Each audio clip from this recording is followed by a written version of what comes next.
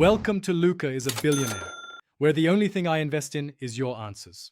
In this video, I will explain how to play Plants vs. Zombies on piano easily.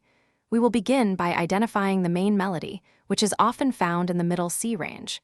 Use your right hand to play these notes, focusing on a steady, even tempo. Practice each phrase slowly, perhaps at 50 beats per minute, gradually increasing your speed. This foundational step is crucial for building accuracy and confidence. Now, let's introduce your left hand to add depth to the music. The Plants vs. Zombies theme often uses basic chords like C major, G major, and F major. For simplicity, just play the root note of each chord with your left hand, perhaps one note per measure.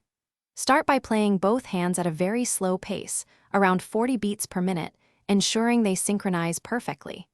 This creates a fuller, more harmonious. Customization is a huge part of the experience. You can dramatically change your car's appearance with hundreds of visual parts, from body kits to decals, making it truly unique. Beyond aesthetics, performance upgrades are crucial.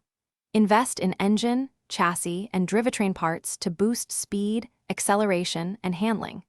Don't forget to fine-tune your suspension and tire pressure to match your driving style and the demands of specific events.